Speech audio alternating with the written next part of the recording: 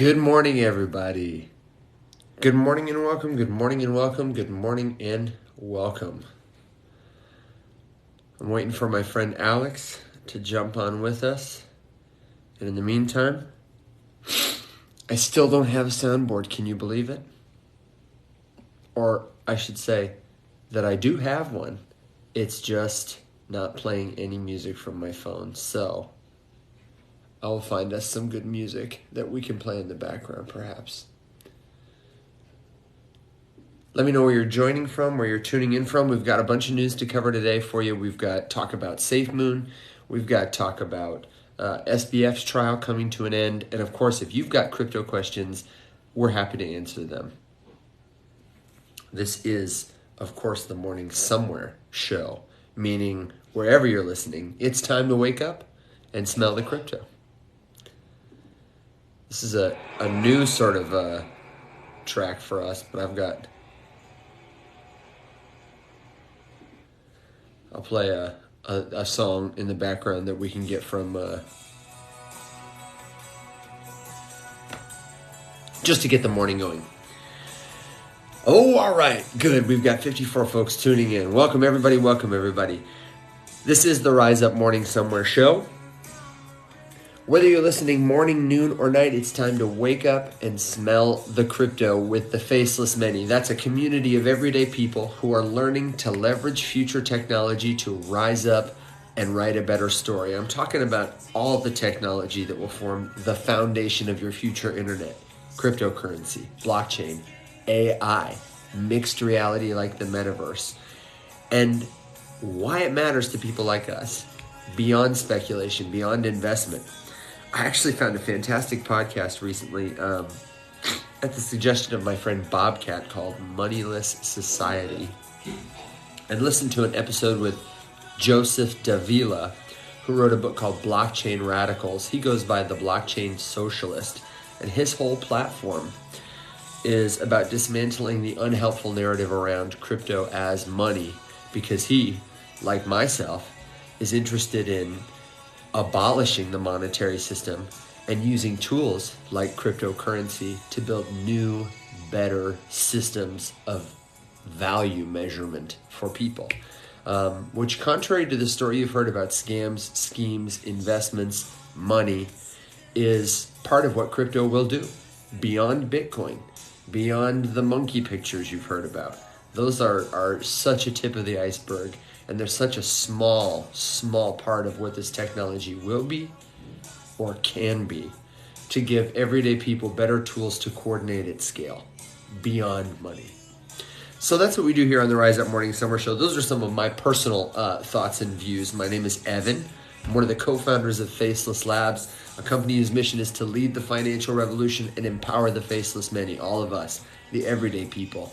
Whether or not you ever touch this technology, if all you do is experience it on the back end of your life, we're interested in helping people at all levels of experience. My colleague and co-founder Alex is about to join us, and Tuesday and Thursday morning at 7 a.m. Central Standard Time, 12 p.m. UTC, to share helpful news, commentary, good jokes, words of wisdom, and of course, answers to your crypto questions. So Alex, my brother, how you doing today, man? There's no good jokes ever. No, they're mid. They're mid jokes sometimes, mid at best. But we do what we can, right? We do our best. I was telling everybody I still don't have the soundboard fixed, so they're getting the lame tinny computer background music for now. But That's good. I think it's not the soundboard. I think it's my darn phone. I think it's this port on my phone. So, Mm. what can I say? Um, Wait, is your phone not operating with the latest and greatest yeah, in surprise. available hardware and technology, Evan? Yeah. Didn't that thing stop getting software updates about when the internet came out? Yeah, I have to walk down the street and hold it up to the sky and unfurl a big antenna, use the little crank that came with it to turn it to keep the power on. Yeah. Does that Old phone, or school. does it not Listen, have man. one of the antennas where you grab it and pull it out, before you answer it? Yeah. Evan. Go for Evan. This is Evan. Whatever people used to say when they were answering Dude, their cell phones. I remember the first cell phone that I borrowed from my parents. I was probably in like eighth or ninth, no, probably 10th, going into 10th grade. So this was pretty late. It was like 2006 or something. It was one of those Nextels, but it had the Okay. push to talk feature. So like with other Nextel phones, you could walkie-talkie them. So you didn't have to call them. You could Yeah, just yeah, yeah. It like, was a Hello Moto, but the Nextel version, yeah, it was right? it was yeah, pretty much. But it did have one of the antennas that you extend out, and then it's like sitting there and it's a little floppy, and it had a screen, about yay big, all Yeah. in like, you can't even call it 8-bit. It had like 8 pixels on the whole screen. Dude, I don't know why more cell phones don't have that walkie-talkie technology. We're trying new technology here on the show today, new to us technology. I popped up a little poll. I don't know if everybody here can see this poll or if it appears up here, but apparently I've got to clearly state the question. It should be just a smiley face and a frowny face. It's a 60-second poll. Can you believe that? Wait, Like, what the heck is up with that? is this the fighting thing? The fighting thing? Yeah, No, yeah. no, no. Okay, You just making mean sure. Wow, battling the fighting we thing? really, we really entered a new era of the morning show. Yeah, where Alex and I are going to start doing battles. Yeah, right. And we're going to Man, use the pennies on the dollar we get from everybody's gifts um, to fill a jar that will allow us to buy phones with antennas. That's exactly what we're going to do. Um, no, I'm going to put a poll up. Um, and I was going to ask, should we bring back walkie-talkie phones? But I feel like that moment has passed. And since I have the responses from the last poll, I don't know how to set the time on it. We've got a 5-minute poll. Did you ever buy SafeMoon? That's what I want to know because as I teased for you earlier today, the crypto stories that you may have heard about scams, about schemes, about money, about get rich quick, they are all being met one by one with interesting endings, mostly oriented around justice, restoration, and building a better, safer space, at least I would say. Shocker. And one of those such stories, we are hearing about the founders of a company called SafeMoon, who launched a crypto token just a couple of years ago that went to the literal moon. I say literal figuratively. Um, and made a lot of people rich and a lot more people broke when they couldn't withdraw the funds, when they didn't withdraw the money in time. It was a classic, what we call pump and dump scheme, and now the founders are being charged for fraud. And I thought we could talk about it. But I'd love to know if anybody in the audience bought it because I was seeing a resurgence in news around it yesterday. Alex, did you ever hold SafeMoon? never did. Nope. You know, my funny story is that I heard about SafeMoon from TikTok actually on like day, I don't know, of the contract. It was a single digit, the contract had been in existed day. And I bought some and it did a like a 1500x or something like that. I turned a very small amount of money into enough money to withdraw and then start new bags of little altcoins and add to some other bags. Um, and it was the first time that I had experienced any kind of price action like that. I knew, of course, immediately that it was luck. It was gambling. It was not. I want to be clear, investing. Um, I think I put like 50 or $100 in it that I had taken from some other profit stash, which was just sitting in stablecoin, waiting to do something. And um, and it turned out great for me. But I watched as all these other people started to pile in after I had sold and pile on in and continue to talk about it on the internet and Yeah. get subsequently wrecked. Well, It was terrible. that's a great kind of segue into a good. Let me pull up the old coin market cap here, because this is one of the things, right? Like you saw profit and then removed it. But the narrative around stuff like that is never really, considering of the big picture. It's always just like, well, if it makes it to a penny, or if it gets to $1, we'll all be billionaires. Yeah, Doge to $1. Yeah, exactly. And I mean, I don't even know off the top of my head what the market cap of SafeMoon would have been if it did hit a penny.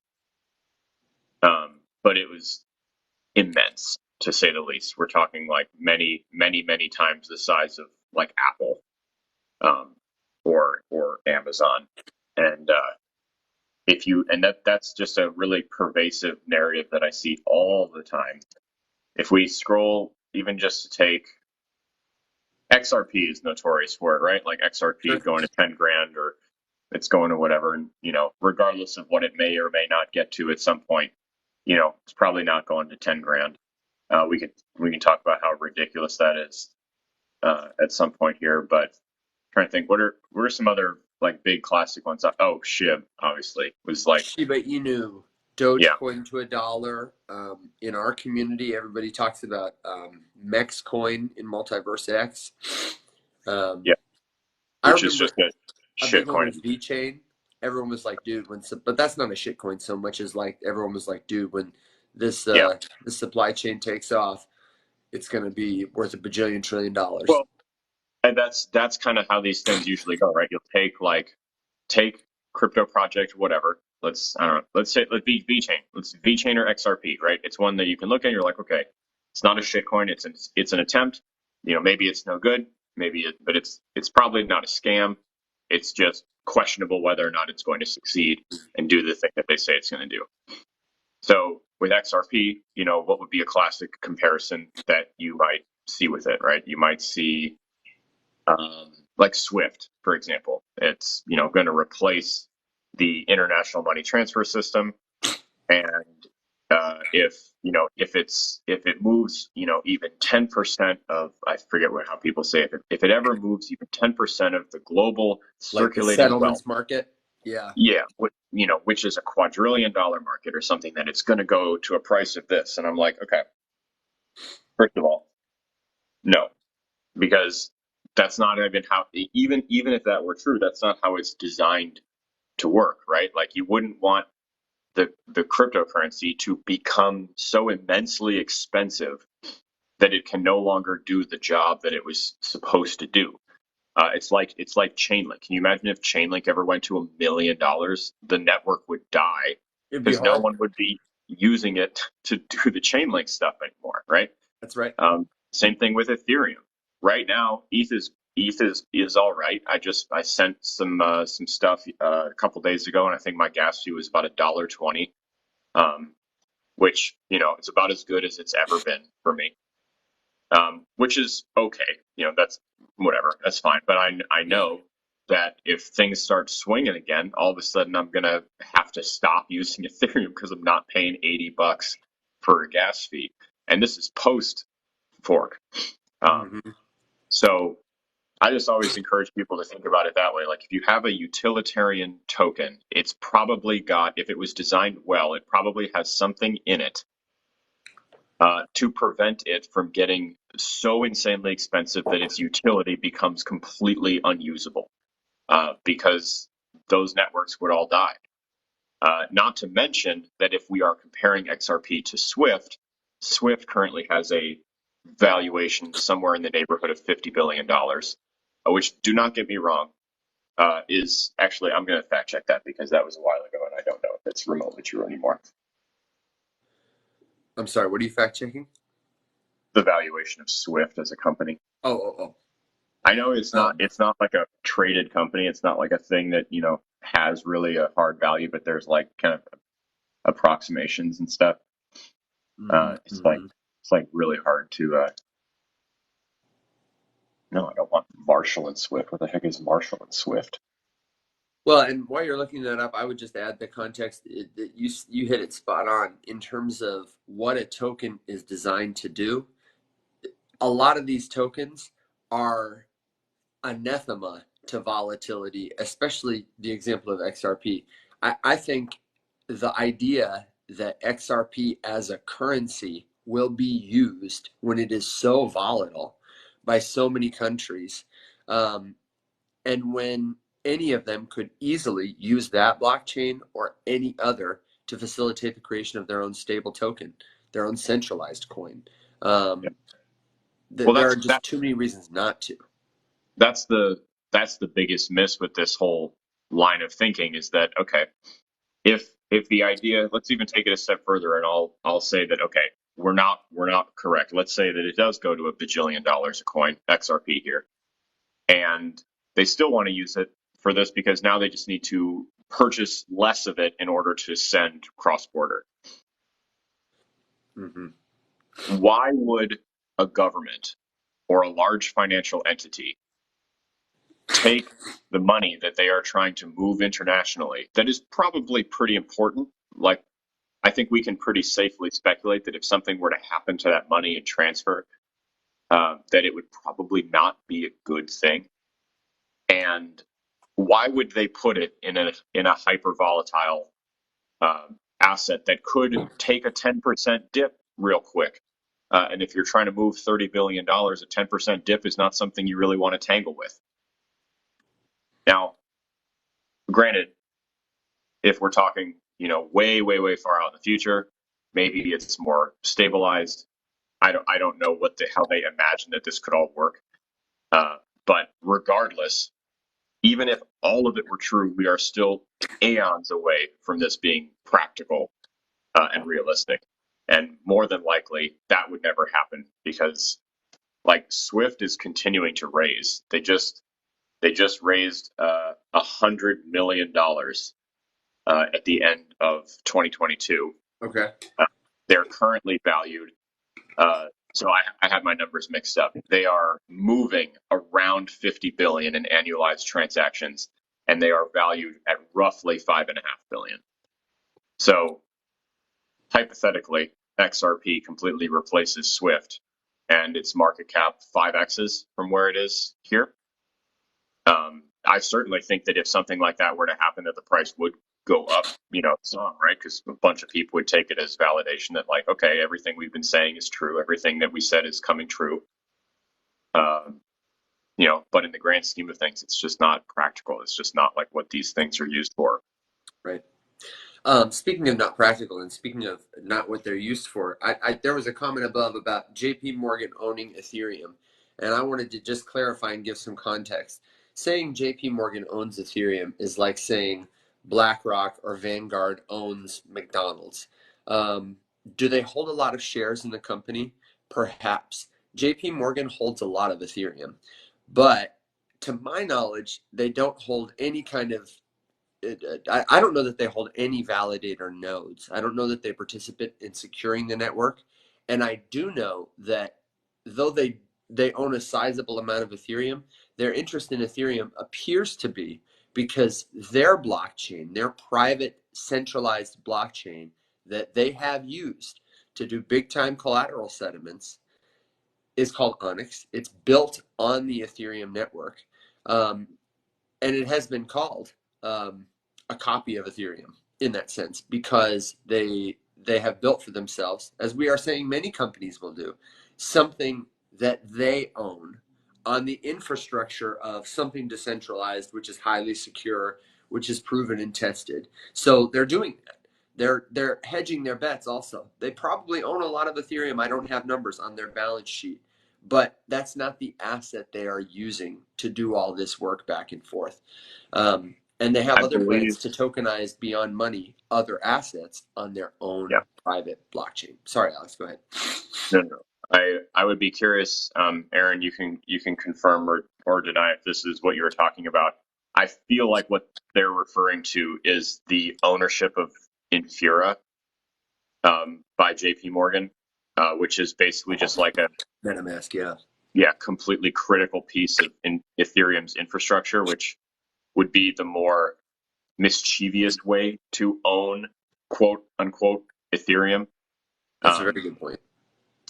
I think because that was the big controversy when it came out that that J.P. Morgan like pretty much owned Infura. was just going to pull up an article and see if it had a percentage um, on it or something else, because like you just said, there was the MetaMask. Yeah, and if that's the case, I mean, I definitely would agree. Um, there are many ways. There are many ways to influence and gain leverage over, and that would be huge, Yeah, no doubt.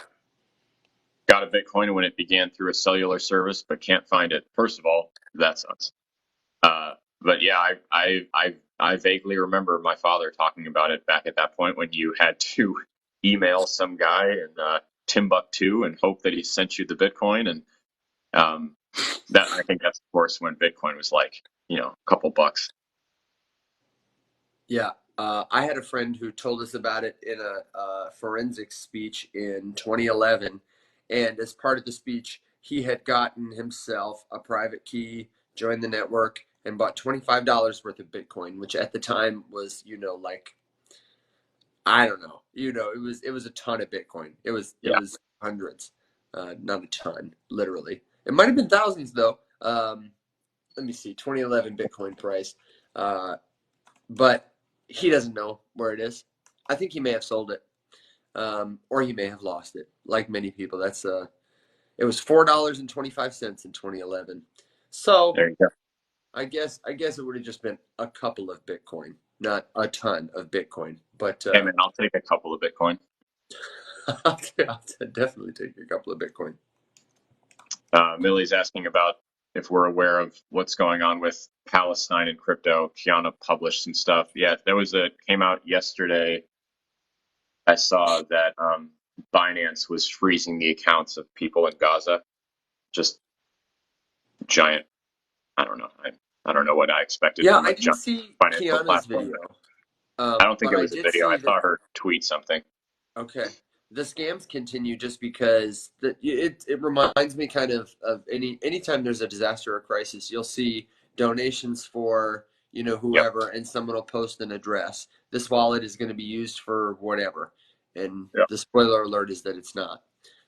Is Yep. that Big is that risk. what she was talking about, or No, specifically about the Binance? specifically about the freezing of accounts of people in Gaza, Wow. which not to like minimize it, but they're like blacking everything out there. I guess it doesn't surprise me that it's it it's getting into a company like I feel like Binance is just terrified or trying to do everything they can to not get rugged. Um, Not that I'm particularly worried about Binance specifically, but just given the climate around large exchanges at this point, um, doesn't surprise me that they're like trying to play ball with the powers that be or something. Hmm. I'm just reading an article about this here. This is from bleepingcomputer.com, a news site I've Solid. never seen, but seems to have a pretty good grip on the situation and seems to have a really humorous take on a lot of internet culture stuff. I feel like this is a fun website. Bleeping Millie, computer. can you clarify what you mean by approve on quantum? Yeah, help us understand. Wait, no, Millie. Anything you see or hear pertaining to what people are Oh, calling the quantum financial system, sometimes they'll reference Nasara or Jessara, and often they will do so in the context of cryptocurrency assets. There is this myth, which yeah. is false, or at least unverifiable. It is a conspiracy that there is a great reset coming to our financial system. And it is being used. Go ahead. You got something before you refill? I was just gonna say I'm gonna go grab coffee, but I can hear you, and I assume you're about to lay the smackdown on the whole QFS thing for us for a second here. So Yeah, take it let me away. let me give you let me this show is not sponsored by the quantum financial system or the Crusaders against QFS, but it could And it be. never will be. um, QFS it's a conspiracy. It's a non-verifiable myth that may someday come to pass. But everything we are seeing now is that communities are being taken advantage of by talking about this to fill their own pockets at your expense. For example, Many people are sending around links or messages or sharing information to the effect that holders of XRP, holders of XLM is another common community that's being targeted, Stellar, need to register for, transfer crypto to, or otherwise interact with a smart contract or a new token to prepare for the financial reset. They are preying on emotion by setting you up to believe that your debts will be wiped out, that your financial troubles will be gone forever. So send us this, do this. I've done the research, trust me. And we have numerous, like dozens of documented instances. Even if you search here on TikTok, QFS scam, you will see how people have been misled into sending thousands of dollars to these addresses that they never see again. Because the truth is, there is no financial system, quantum reset, that we know about. Quantum computing is real. The financial revolution of cryptocurrency is real, but there is no switch that's going to flip. There is no reset. If somebody tells you that, ask them what led them to believe that, how they understand that claim. And if they cannot verify it for you, if they tell you to do your research, if they get mad at you, if they say, trust me, it's a sign that you should not listen to that person. I always found it amusing because this kind of conspiracy theory goes hand in hand with the multitude of other conspiracy theories. And they're so often perpetuated by people that I have a hard time believing can read above a first grade level. And I always just wonder if this immense, shady power that be entity has this massive conspiracy at play that is going to completely re-rack the entire multi-quadrillion financial system as we know it and black out the planet. Like, how did you discover that with your barely functioning ability to search your Facebook timeline? Like, and your source is always your aunt. And it's just like, I'm sorry, you didn't just stumble on, uncovering the Illuminati on Facebook, right? Like, because in this grand scheme, yeah, they probably own Facebook too. They own all of it. So like anything that you saw, but I always just enjoyed chasing that down with them. Like, where did you read that? Oh, interesting. So they don't own that website. So anything that I do see on there is true, and then I'll pull up something that completely contradicts it. Like, oh no, that part is fake. And it's just the whole thing crumbles and falls apart because it's a delusional fantasy world that a bunch of barely literate people enjoy perpetuating.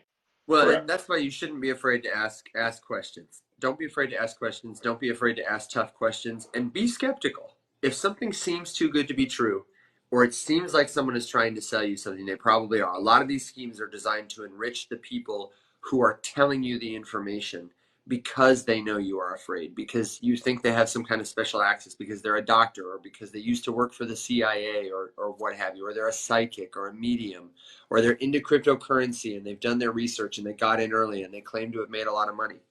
Those people are And not your teachers. what is that person selling that's going to help you avoid this whole thing? A lot of the time they're selling intel. Subscribe to my community for just $1 a week or $1 a month. You'll be the Yeah. one to get my newsletter. I talk about this stuff here on my lives, but where I really share the information is in my newsletter. And you'll notice the reason again that these communities, that XRP, that XLM are being drawn into the narrative, the way this conspiracy cycle works is that certain communities will start talking about this. The prepper community, the obscure crypto community, whatever. And they will mislead their audiences, which will attract more scammers and schemers who will perpetuate more misinformation because these people are susceptible to it, which will create a sort of echo chamber that does two things. It makes new people more likely to buy in and believe. And it makes people who are already buying in and believing more likely to double down. And it's not that any of these voices are valid, but because the chamber is growing and more people are speaking, what they are saying seems more legitimate because you're hearing it from this person and from this person and from this person and from this person, even though none of them can verify it with evidence. It is persuasive, and it makes Yeah. those communities targets, easy targets for scams like that. There's always just like either the right amount of something true to grab your attention with something that you can immediately relate to, like, oh yeah, okay, I have seen or I have experienced it, just like it's just enough uh, to convince you that there's like potentially something worthwhile there in the narrative. And it's funny. I've been seeing a ton of this stuff, like not even with anything specifically financial, but just these weird like YouTube ads that come up, and it's like some guy dressed in old ODUs or old fatigues, Yeah. walking through the woods wearing a plate carrier, because that's what I do on a Sunday afternoon, just wear 80 pounds of body armor and traipse through my backyard. And uh, and they'll tell you that like something is coming. Like next week something is coming. But lucky for you, I filmed a 3-hour documentary about it. And if you follow this tree of 4 links, you can discover it, and and it's totally free and whatever. But it's like, dude, okay, first of all, that always pissed me off because if you were active duty and this is what you're doing with your retirement, fuck you, unequivocally. Um, and second of all, maybe you were never even active duty to begin with, in which case, fuck you, unequivocally. Yeah. But like, imagine that you had legitimate intel that like an impending attack was coming. And Right. instead of literally just like trying to warn people, you like tried to grift your shitty documentary, which is Yeah, and just it like was 3 hours. it's the hallmark of like the basic, premise of the QAnon narrative, which is to just say like, hey, I know that anyone who's watching has a pretty good chance of like not being able to reason this out for themselves. So I'm just going to scare the living shit out of them by preying on something that they probably can relate to. Yeah. I think a really common grift here is against parents, because parents are naturally afraid of something hurting their children. And so it's pretty easy if you can just say, like, even if there's like the vague chance that something could be coming for your kid, maybe you'll take a bigger than average risk to potentially avoid that, you know, um, regardless of whether or not you think it's, valid or not. But dude, chill, puppy, chill. We're fine. Let me say hey to everybody who's joining us. I see Yep. Bobby's in the comments. I see Crypto Never Sleeps is in the comments. And just wanted to let you know that we are here every Tuesday and Thursday morning. I have been kind of scarce on a lot of lives lately just because I've been working offline or working online, just not here. But this is where you can expect to see me like this. You expect to see the sunrise Tuesday and Thursday, 7 a.m. Central Standard Time, 12 p.m. UTC. And if you've got a question, if you've got something to share, you can always request to come up. We'd be happy to have you. Or if you can't come up right now, because I understand it really is morning somewhere, and a lot of people, they haven't had their coffee yet. They're taking a nap or whatever. You can leave your questions in the comments. We're glad to have you. I appreciate you all for being here. And if you want to keep the conversation going with Alex and I, we're part of a great community that is never going to cost you anything to join. It's the Faceless Many. You can find the Faceless Many at discord.gg/the-many, like many of us. We talk about this all the time there. We try to tell a better story about cryptocurrency. We try to embrace a healthy skepticism, help each other out, ask questions, share what we know, so that all of us can learn and rise up, we say, together. We're interested in investing in DeFi, in technology, in charting, in real estate, in technology unrelated to crypto, and just generally having a good time as we get to know each other and all these things better. Because while some people out here might be gambling on the next great token to pump, there really is a way to enrich yourself in this or in any space. And it is by understanding the stories that move this stuff. It is by understanding how the technology is likely to play a role in your life. And it's by building social capital with people who are working towards that future together. Alex, did you see? I teased it, but I didn't say. I know you saw the Safe Moon arrests. Did you see that what we were talking about last time, the Ryder Ripps case? The judge specifically ruled that they had to fork over the smart contract. Oh, I didn't see that part. I just saw the Yeah. fines. So what we talked about on Tuesday was that the Ryder Rips case, Ryder Rips created a series of copy JPEGs that were exact ripoffs of the Bored Ape Yacht Club, the Ryder Rips Bored Ape Yacht Club. And in an ongoing lawsuit, a ruling was finally made by the judge that he had to pay $1.7 million in legal fees and had to, as part of this, relinquish the smart contract so that all the assets essentially are turned over to Yuga Labs. We had talked about this as being one of the risks of buying intellectual property that infringes on someone else's rights that somebody doesn't have a license for is your asset can be delisted and essentially it's worthless. Do you really think the Bored Apes Yacht Club, when they get the keys to that contract, are going to be like, yes, let's write a new roadmap and provide some utility for these holders? Nope. Nope. So justice is coming, or at least rulings are coming. It's interesting. What's everybody saying? I'm just catching up. I just had a thing that we've got 13 comments. Oh no. Worse than enforcing intellectual property law, What is because 13 the comments? tornado cash devs. I think that's an entirely different situation. Oh, Millie, I see your phone died. I'm sorry to say. Millie, if you're still here, the point is that QFS is a scam. That is, yes, That's that the is point. the bumper. That's the bumper Don't sticker. invest in it. If anything legitimate called quantum financial system ever emerges, you will hear about it from all kinds of verifiable sources with verifiable claims. They're not going to make you, feel like you're going to get left behind. That's the too long didn't read. You're not going to get left behind by this. What would you say if I told you that it was created by the U.S. government to create cryptocurrency acceptance? I'd say it's doing an absolute shite job. Yeah, honestly, I would say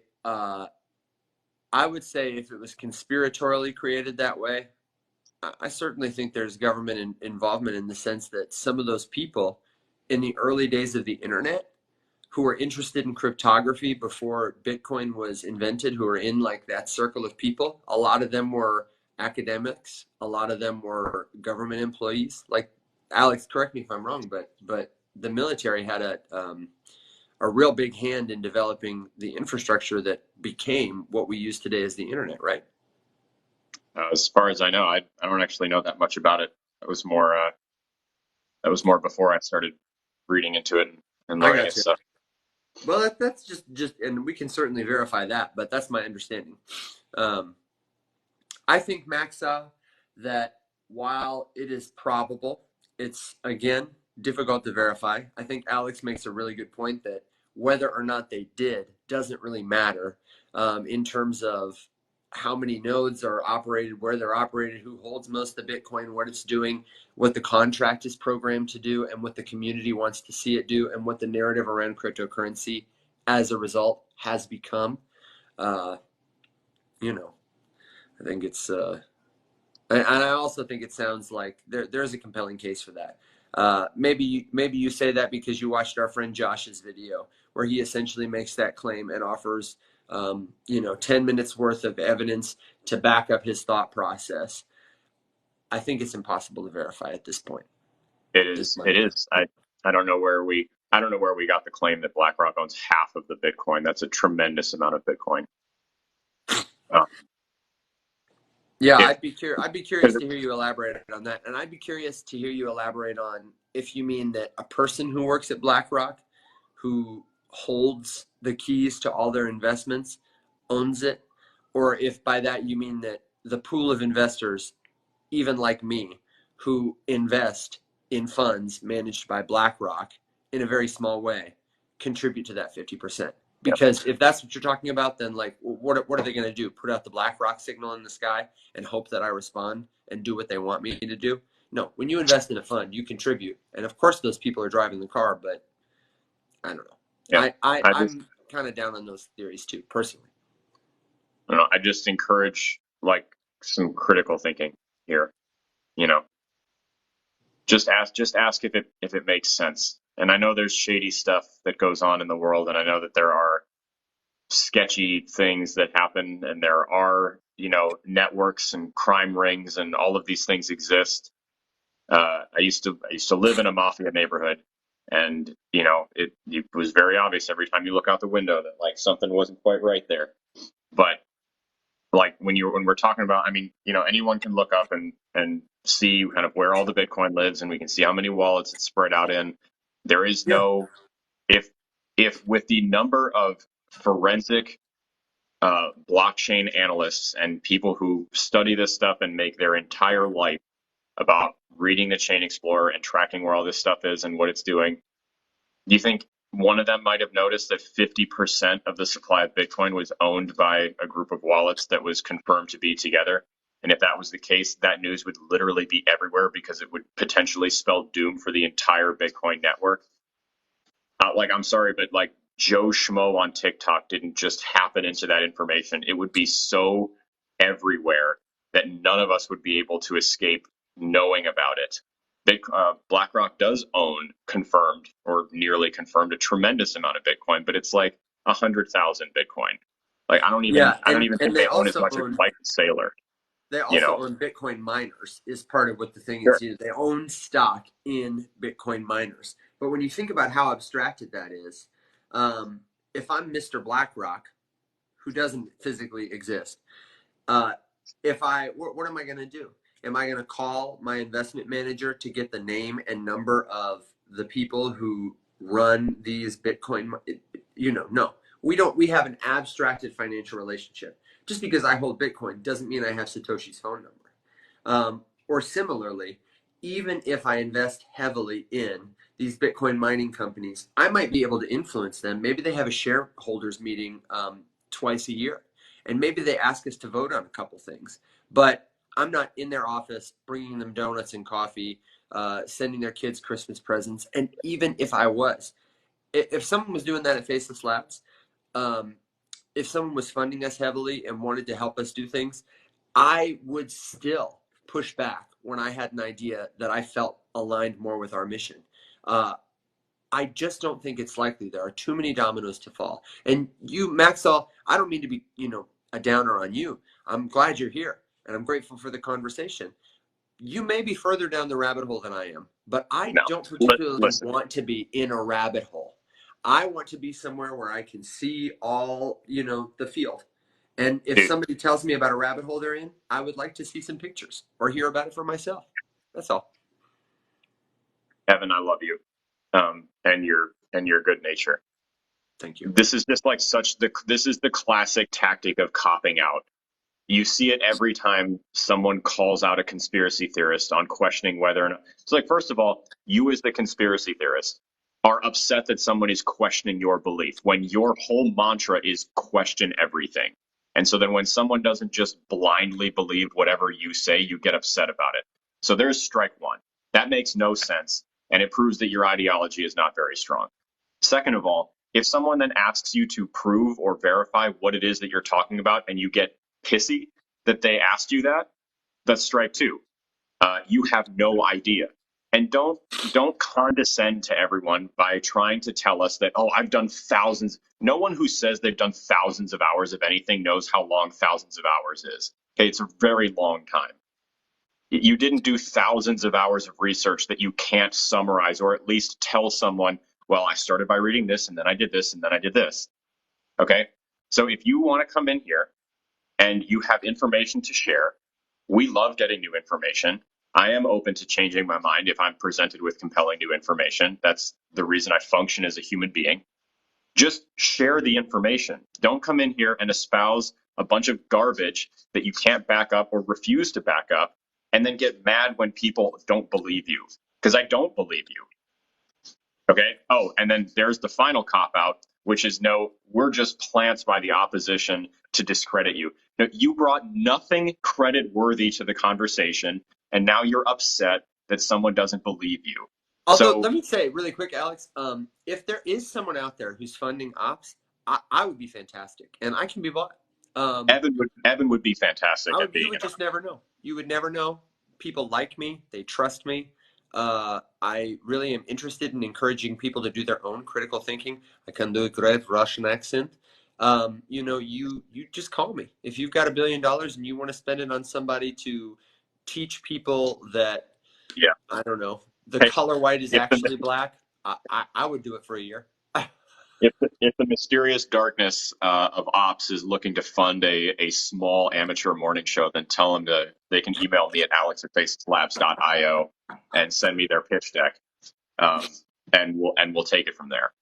Yeah, and like Alex said, we're very open-minded. We are really interested in learning whatever anybody might want to share with us, but we got to be able to have the same kind of conversation to agree what kind of evidence is going to sway us. And for us, it's Yeah. verifiable information. It's Yes. not going to fly if we can't go back and check a source and look at a thing. And we know how to do plenty of stuff. Spiderweb my assets, or hold it in a brain wallet, or whatever. Send it in Yeah. Morse code to my aunt, and Well, I'm just fine with that. Send a you, smoke signal yeah, to Alex in the sky. It's not about capability. It's about verifiability. carrier pigeons. Yeah, carrier I pigeons. We just can do like that. you didn't just educate me for the first time ever that you can have more than one address for a cryptocurrency. You don't have to hold it all in the same one. Like I do know that I have like 38 addresses just for one blockchain. But like, dude, it's just I'm sorry. It just nothing makes me more irate than the like purely biased presentation of information that can't be verified, and the person who's holding the secrets refuses to like offer any clarification or help or whatever, and gets really upset when people critically think about the things they claim to be critically thinking about. Crypto Granny says in the chat, have a great day, everyone. And I think that's a great opportunity for us to segue to another story. Somebody further up had a good comment, but I do want to say, if you're leaving us, Granny, if you're leaving us, if you're coming in or out, we want you all to have a great day. So thank you for stopping by and watching the live, and having a good conversation in the chat. Let's bring it back to But stuff we can verify, to crypto. Somebody asked about the X app's new wallet, and whether or not we think that's going to have an impact on the market. And I'm more curious to see what kind of impact it's going to have on infrastructure. I think, Alex, was it in your Twitter video? I saw you published your first video on Twitter yesterday. I liked it. I enjoyed it. Let me ask you, okay. first of all, Yeah. good experience? Yeah, I figured, why not throw it up yesterday, because I had been posting all day and I have a pretty average reach, like I know about how many impressions a tweet's going to get. I know about how many likes it's going to get. It's usually the same.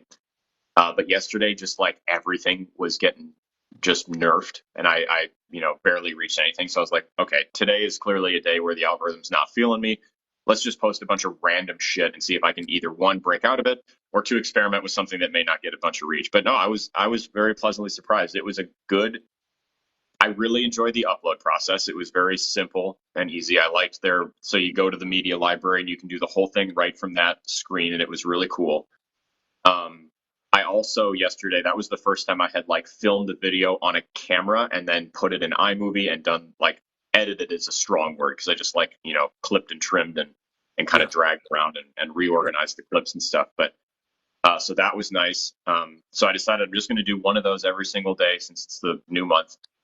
But no, I think it's approaching like 1,000 views, which was way more than anything else I did yesterday got any traction on X. For context, I'm trying to grow my platform on X, the app formerly known as Twitter. I have a very small following over there, so just kind of working on being consistent. Um, but no, it was overall it was good. I'm gonna do another one today. I have a bunch of drafts and scripts and materials and all kinds of stuff written up, so I'll just kind of be pulling something out of a hat and throwing it up. Well, maybe if you need another one to throw in your hat, this is one you can talk about, because I'm curious. I don't think it was that video, but I am curious. We have talked about this many times about, and I know you personally on that platform have talked about the role of making it easy for people to adopt a solution without needing to learn the technology, right? Hmm. When you can just take out your camera and record a video, then everybody's going to start to do it. When X has a crypto wallet integrated into their app and anybody can send or receive cryptocurrency pretty seamlessly, more people are going to do it. And that's my just, 10-second take on it is I think this is the kind of solution, if done well, that can onboard a lot of people. It'll be like a Reddit NFTs moment. A lot of people are going to get one without knowing what they're getting or needing to know a ton about it at all, and can start using it to benefit, hopefully, right away, is my kind of just thing. What do you think? I'm sorry, I need you to say the last piece again. I was replying to Art. Oh, yeah, no problem. Just this question of how will the X app affect the market? Yeah. I don't know enough to speculate about price, but I think in the best case scenario, it could be like a watershed moment the way Reddit NFTs were a watershed moment for Totally. adoption. And I think there's been a couple like key features on, when it was Twitter and then now um now that it's X, that I think could definitely, open the floodgates on an adoption of like a specific piece of this whole thing, right? The integration of Lightning Network via to allow tipping in Bitcoin via Twitter, that was back, with Jack obviously was pretty cool. Immediate, like that little software update on a website destabilized, and if I think if it had been pushed, I haven't really heard too much about it. I don't even know if it's still active or whatever, but if it's not, that was a swing and a miss, because you could have crippled Western Union's remittance sham to the lower Americas pretty significantly, had that been the case, especially with El Salvador recognizing it as legal tender. But Art, to answer your question, I would love to. I will try.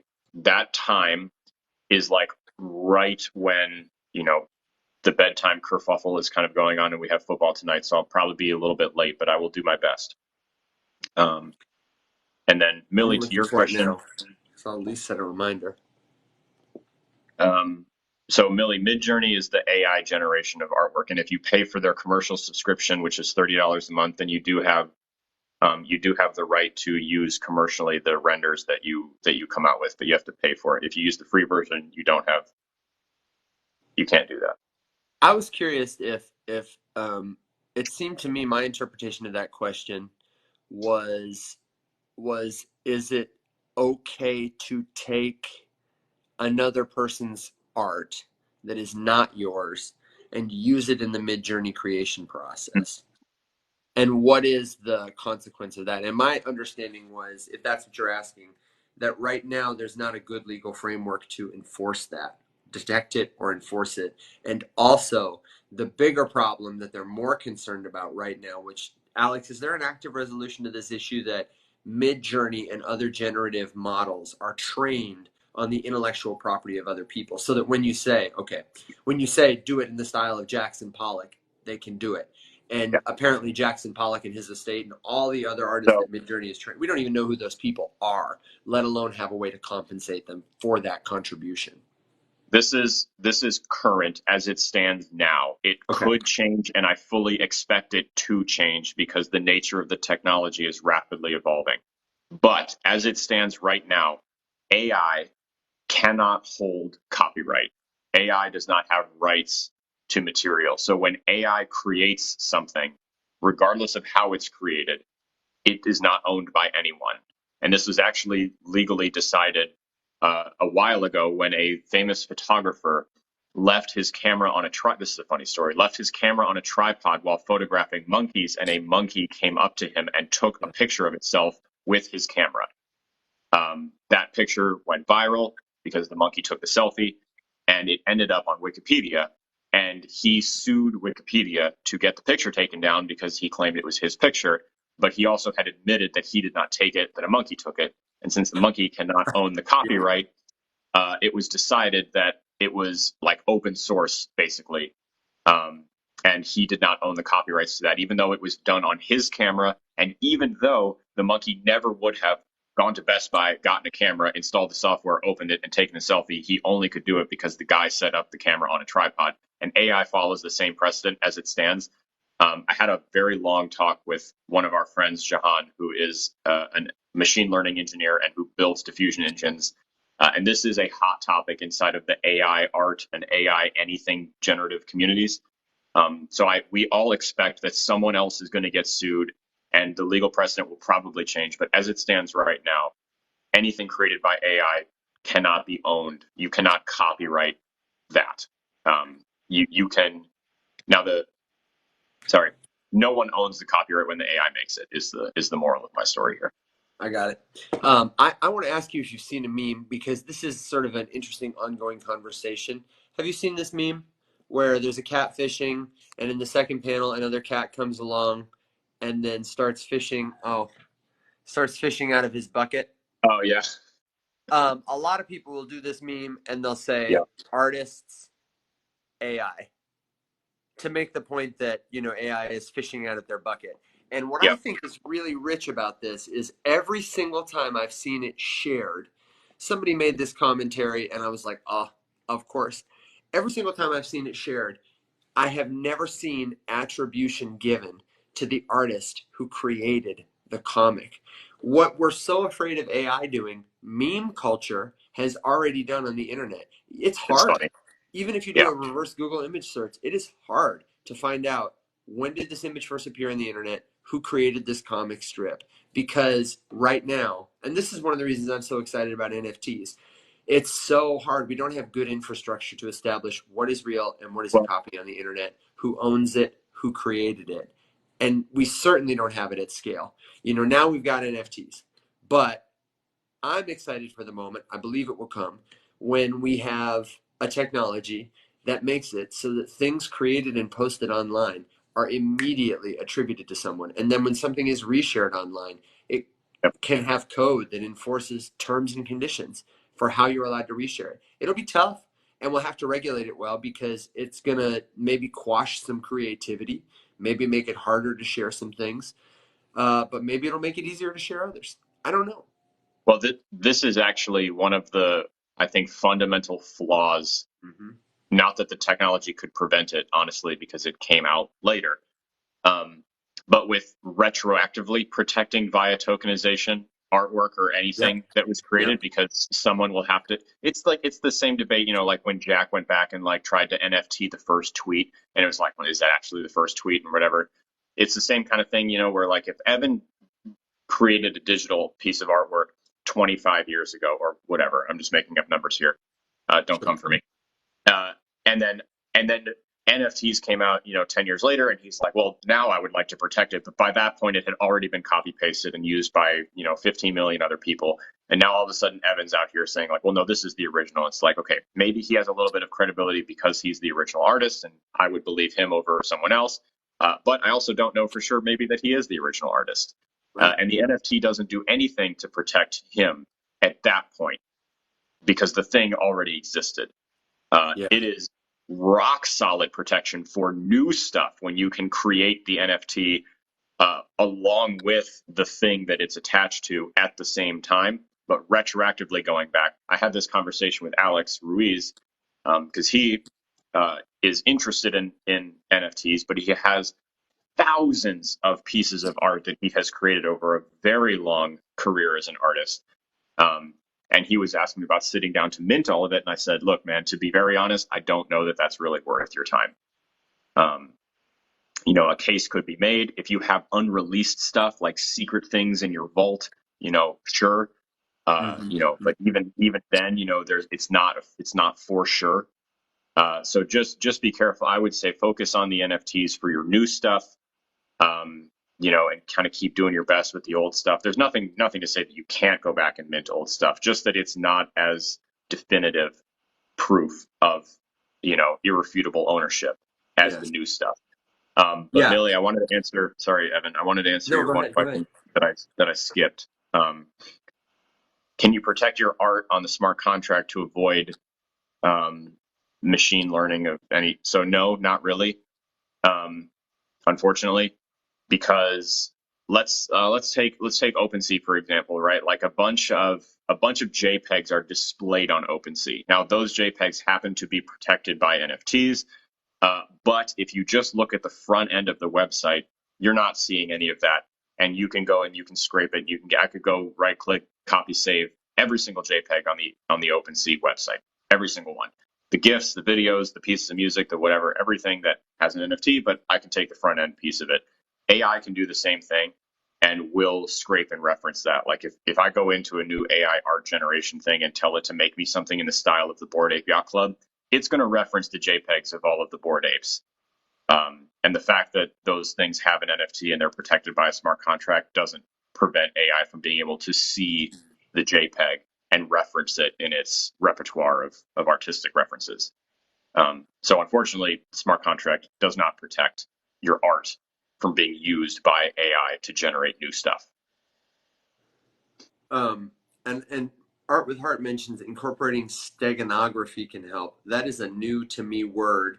Apparently, it is not when a stegosaurus is doing typography, which was my first guess. Steganography is a way to encrypt something by not embedding like ones and zeros, but like visual code. And if I've bastardized that, I apologize, but that's, you know, what a quick Google search gives me.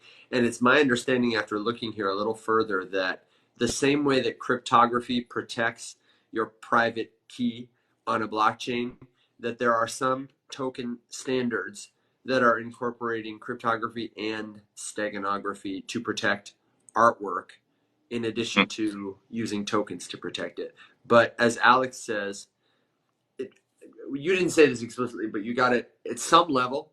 We talk all day about this technology being trustless, or at least I do. And that's an advantage of it. But I think I'm going to start moving away from saying trust less, because at some level, all of this requires some degree somewhere in the chain of trust. When you put that NFT online, I am trusting that you didn't steal it from a monk in a cave who has never heard of the internet or seen a computer.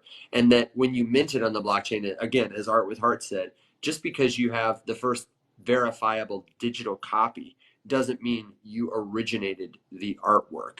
At some level, even though I tell you my name is Evan and show you my government ID, and everybody around me calls me Evan, there is a possibility that I am an op and it's an elaborate scheme funded by the deep state. Of course it's possible. Trust at some level, to any degree, is required. And we're really, I think, as this technology becomes more widespread and more people get this. Hey, Lisa. Bye, Lisa. Oh, side note, Lisa, give me an update. Wednesday doing a video. Alex, I met Lisa's daughter, she and her daughter for dinner the other day. They were driving back through. And her daughter is got to start making TikTok content about accessibility, about advocating for people with different kinds of disabilities, and has marvelous stories about just the kinds of misadventures that have happened to her just because she was asking for what she needed to move about the world. So pick on Lisa about that when you see her next. Anyway, we're going to be having this conversation hopefully in the next 5 or 10 years when people become more literate around this technology. And I hope that more voices will mean better ideas for how these are big problems. You know, we can grapple with it, hopefully. Oh, yeah, look at your mother. Sorry, I got excited. Hi, Linda. I missed the join line there. She might have joined a while ago, but she just followed me, so I feel like I'm in the club now. You know what I wonder is, just because we have the same last name displayed on TikTok, I'm wondering how long it's going to take until the bots start impersonating my mom. Oh my gosh. I know. I'm waiting for someone to be like, I got a DM from your mom. Like, no, you didn't. Hello, how are your trades going? Yeah. Hi, I'm Alex's mom. Can I interest you in my course? How's the market treating you, friend? How are you going to feel when fake Alex's mom, I know, instead of selling your course, is selling like, trust Mark Angel, he is a Bitcoin genius, and you're going to be like, wow, thanks, fake mom. Like, dude, I lose it because the scammers or the bots or whatever, they don't do any research to see like how ingrained together are these two people. Because like I've been DM'd by Max fakes and your fakes, and it's just like, I'm just gonna text Evan real quick and be like, Evan, did you just DM me asking how the market is treating me? Like, so I'm waiting for the scammer to impersonate my mom, and then for my mom to DM me and ask me Yeah. how the market is treating me right now. I have one DM with a scammer from my friend Ashley, who has a big following on Twitter, but hardly any following on TikTok.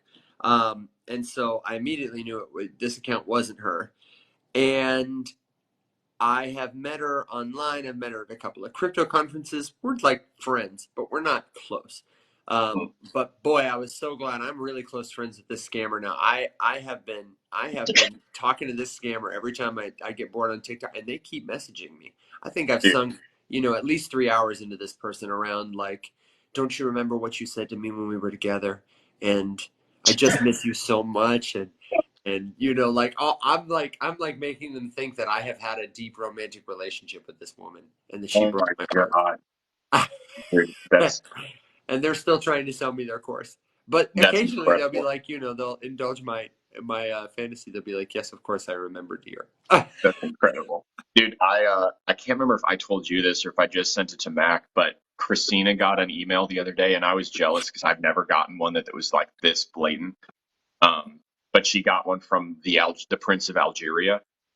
Um, Yeah. yeah, but dude, it was like it was such a nostalgic blast from the internet's past because it was like uh, God, I'll have to send you the actual text because it was just absolutely golden.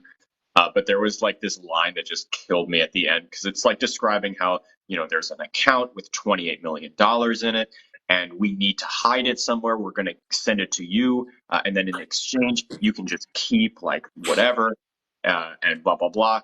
And the Prince is on the run or something like that. Um, it said, I know what you might be thinking, but don't worry so much. This is a totally legal and legitimate business transaction. And I was like, oh, great. I was really concerned until I read that one line. And I sent it to Mac, and Mac goes, "Wow, I checked it out. It seems legit. Congrats on your millions. You're going to be rich." And I was just like, "Please consider this my resignation." Um, and it was just, dude, it was so, but it was like so beautiful and so perfect. I was just like, it's good to know that like this scam is still alive and well. That How like wholesome. mid African princes are still scamming people for all of Yeah, their man. life savings.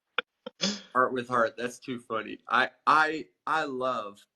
I think you should make a video about that. Like that. I didn't expect it to warm my heart as much as it did. Honestly, like I know, right? What a feel like weird, getting a call from an old friend. yeah.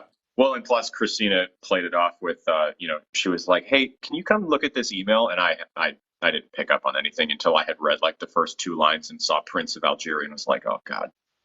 But it was very funny. Yeah, due to ISIS, we need to get rid of this money. Yeah. Dude, there are um, so many classics.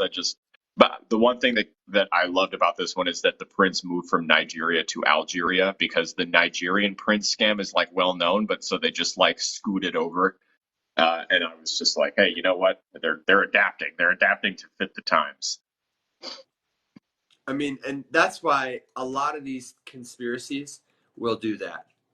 Um, oh, Alex adapted to fit the times right off my screen. Come on back, buddy. Um, Side note, I didn't mean to call you buddy. It drives me nuts when people use the term buddy. Not like a big deal, but I always feel like, you know, maybe I'm projecting, but when someone's like, okay, buddy, bye, buddy, like just the way you almost can't say the word buddy and make it like a great deal, buddy, like an equal partner accolade. Yeah, Art with Heart, I'm sorry, you did not need to send that money. My guest has already gone offline, according to this. Alex, let me try to invite you and see what happens. Well, I was going to try. Let me try it this way. Let's see what we got. Got that Dude, Georgia, got that Georgia internet going on, huh?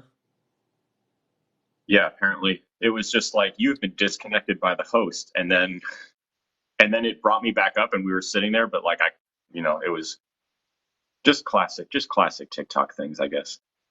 Um, I was gonna segue and give you an update on the only other really big newsworthy story that I have personally seen is that yesterday They did closing arguments in Sam Bankman-Fried's case. A jury is to decide starting Tuesday. They're taking a brief break. What's going to be the outcome? And all the commentary, if you've been missing it, is available on CoinDesk. They're very proud of trying to break the news in this case, but there's good coverage almost everywhere else. His lawyer says, after fumbling and bumbling his way through the last 3 weeks, that SBF was painted as a villain. But my take on it is that he didn't offer fantastic evidence. It was kind of a botched case. And CoinDesk described Sam Bankman-Fried as being on the verge of tears as his lawyer concluded his defense. And frankly, that seems an appropriate response. So, we'll see what happens. But as of yet, no. Oh, okay, Art. Well, I'll hit that in a second because I totally forgot. We should have mentioned that. That is the newest, latest, and greatest Bitcoin scam for sure.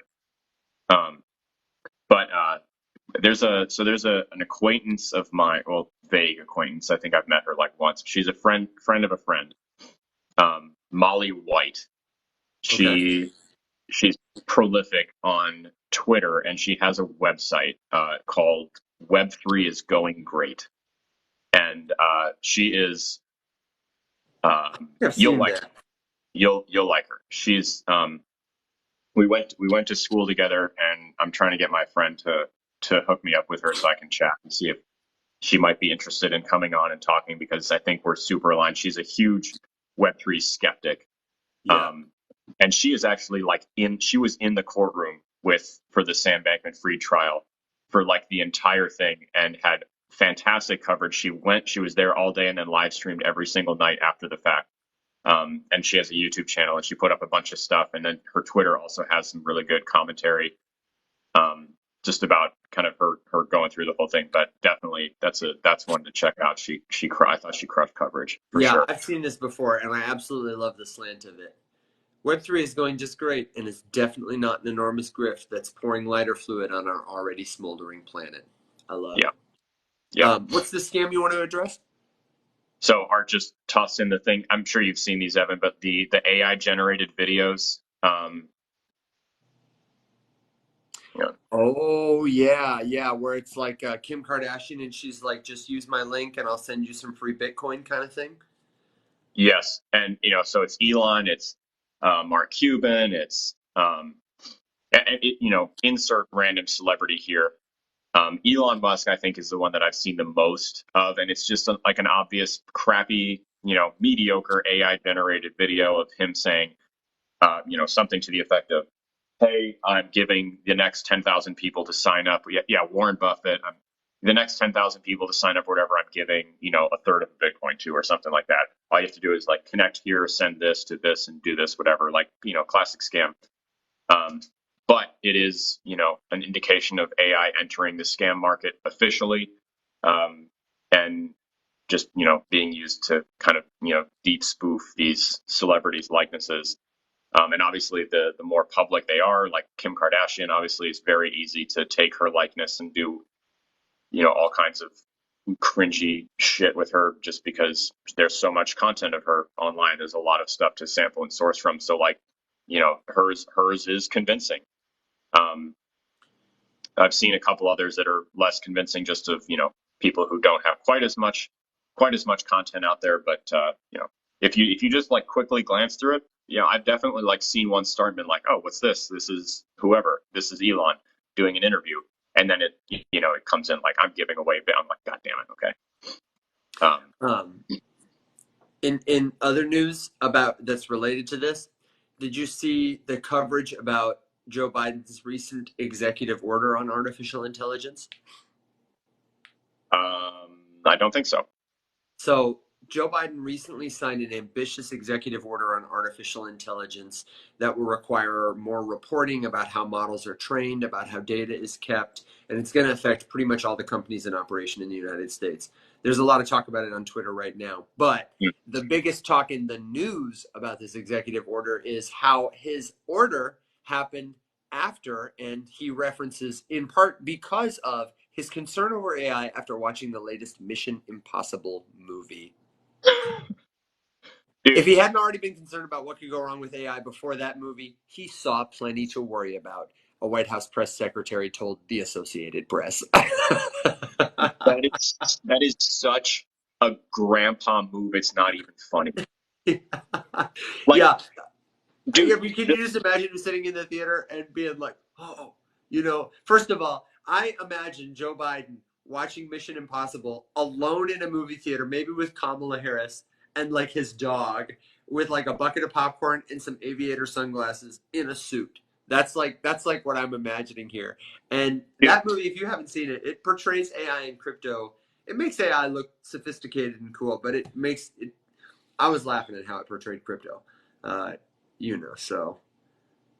dude, can we please get a non-geriatric representative in government, just for the love of all things holy? Actual footage of them walking to the theater in the White House. There you go.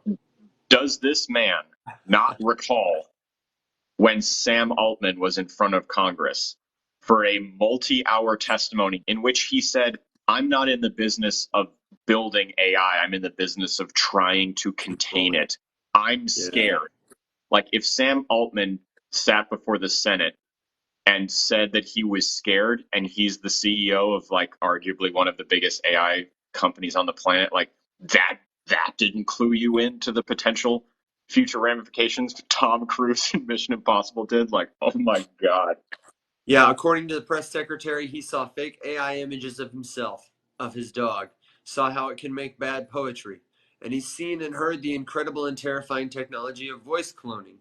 But on Monday, he signed the executive order to make sure artificial intelligence would be developed in a trustworthy, safe, and secure way so America can seize the promise and manage the risk of artificial intelligence. I'm going to have to look up the text of that executive order, but I can't imagine a more like grandpa reaction. And unfortunately, he's like got all the power of the presidency to do this with, but like to see a movie be like, huh, what?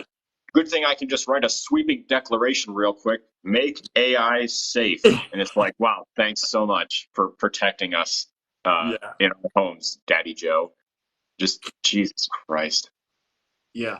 I'm sure I can almost picture him looking at his iPhone after he asked someone else to help him unlock it and then wondering where the icon for the internet is and then watching it, himself like be like, "Oh my God, that's me," Can you imagine?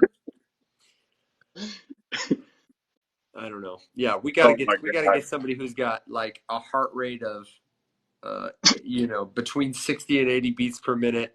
And, I just want someone who doesn't have to wake up and eat Lipitor with their coffee in the morning to be president, please. Like, please. I asked my doctor about someone who doesn't see all the Blue Chew commercials on TikTok and go like, oh, I need to look into that. Yeah, looks tasty. Yeah. All right, welcome to the Rise Up Morning Show, which has devolved from Evan and Alex teaching you about emerging tech to Evan and Alex do shitty stand-up making fun of old people in government. That could be our subtitle. That's how the show ends. You came for the crypto education, and you stayed for the senior citizen and government slander. That's right. And to be fair, I want to be clear that Alex and I don't have any personal vendettas against senior citizens. My grandma makes some of the best cookies and gives the best Christmas presents. I just don't think that that's what grandmas should be doing. They shouldn't be running the biggest, most powerful country in the world. Probably not a good idea. I love my grandma too. I probably wouldn't vote for her for president and commander in chief. Mm-hmm. The kids used to pet my leg hair down. Come on, man. Everybody in the chat is a comedian. You guys are funnier than me. That's for sure. Deep fakes or deep face? Presidential thorizing shuffle. I don't know what that means. I might be too old for that. What's a thorizing? Oh, maybe theorizing shuffle. I don't know. Shuffle. Technical, you gotta help us with that one. Sorry. We're a little dense sometimes. Oh, Thorazine. Thorazine medication. yeah. Yeah, I mean, what does that say about just like our complacency with these people running the government? Like, how many times do we have to watch Mitch McConnell have a stroke at the podium before we tell him it's time to retire? But no, we just keep letting him run the Senate. Yeah, that was terrifying. I think if my grandma is president, she'd give people slippers for correct behavior. Yeah, I think that would be a very grandma move. Um, I Oh. I wouldn't be worried about that at all. No, I do have a fond memory of my grandmother from many years ago where I was trying to show her something on my computer, and it was just a picture.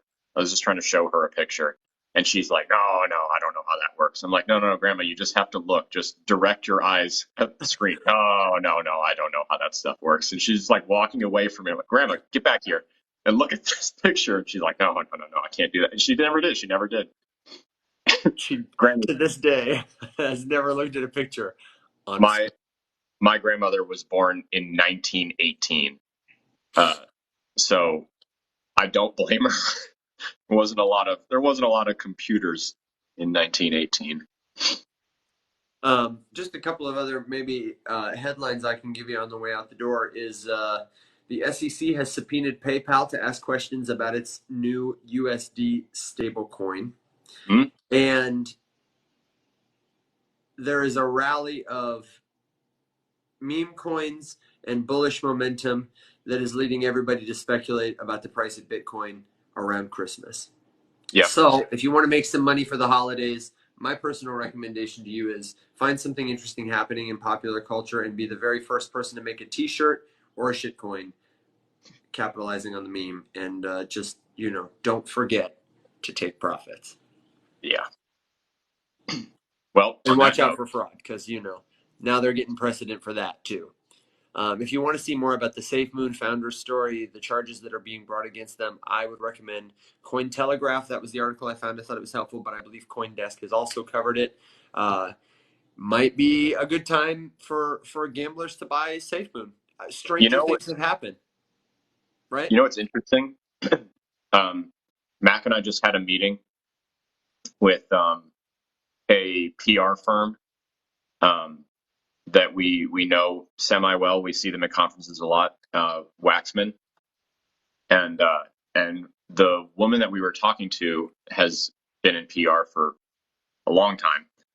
She told me that Cointelegraph um, will not like run an article or a story about you or like your Web3 or your crypto blockchain whatever company unless you have raised 10 million or more dollars. Really? Yeah, And why is that? because that means it's definitely legit. Does revenue count? No, It has to be raised money? like raised, yeah, funding You're raised. kidding me. That's what she said. I don't know that that's true, but I would definitely like she's a what I would call a I bet reliable it is source. true. I mean, she's probably pitching stories all the time. Yep, Wow. yep. Wow. Wow. Yeah, and I could get that, but she might be somebody who could help them reshape that kind of policy to be better about. I mean, that's not helpful. Mm. Yeah, Most that of I my was just favorite like, crypto companies are not, raising capital to that tune. By the yeah, time people should be hearing about them. yeah, significantly less.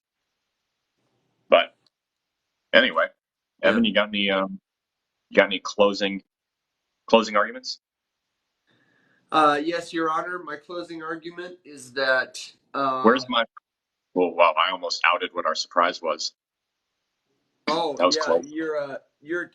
Listen, I tracked it last night and saw another update about this thing that I'm sending you, which is definitely legal and legitimate.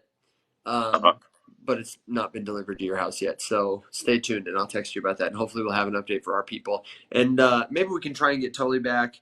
I might see if he has any time this weekend to just troubleshoot and figure out Yeah, what kept him from going live, and make sure we can invite him up. But we will be back Tuesday and Thursday, and Tuesday and Thursday, and Tuesday and Thursday. We're here every Tuesday and every Thursday at 7 a.m. Central Standard Time, 12 p.m. UTC.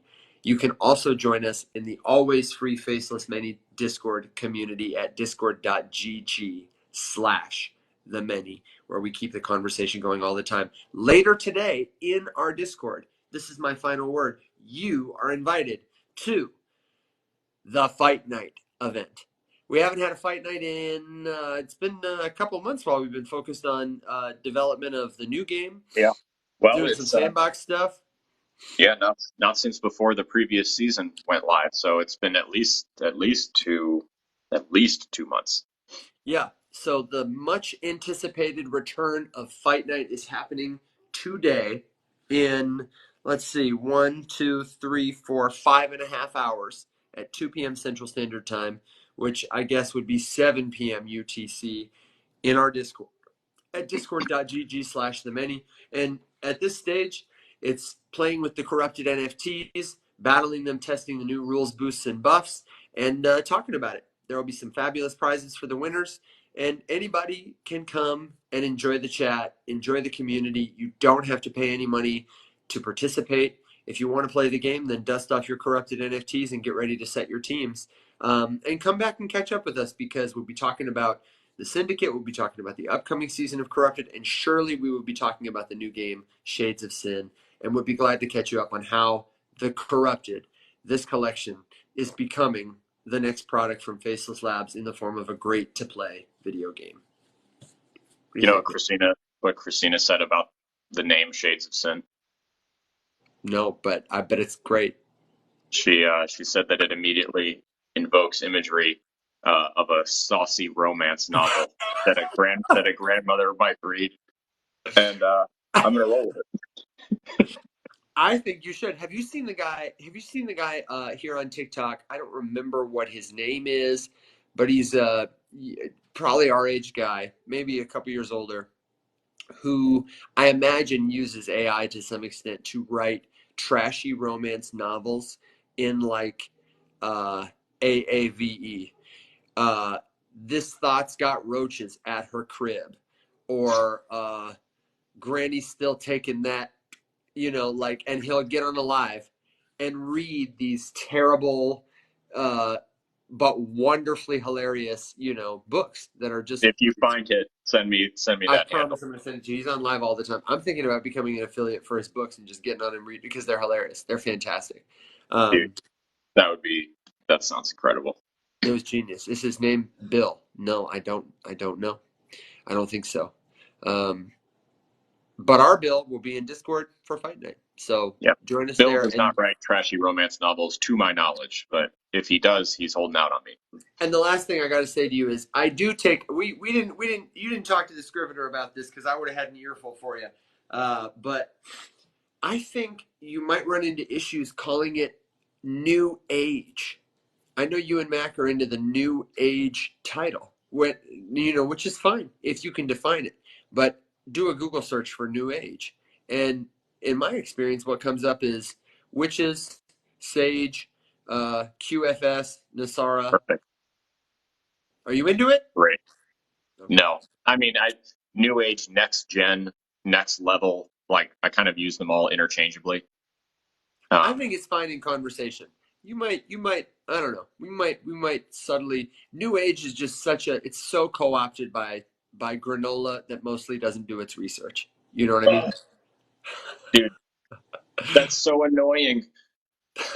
It's stupid.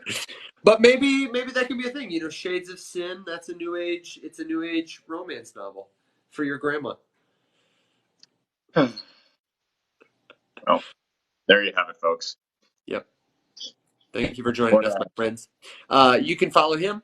You can follow me. You can join us in the Faceless Many community at discord.gg/the-many. Wherever you are, whenever you listen, it's always time to smell the crypto on the Rise Up Morning Show. Until then, next Tuesday, my friends, be well, have a good weekend, and rise up. Bye, everybody.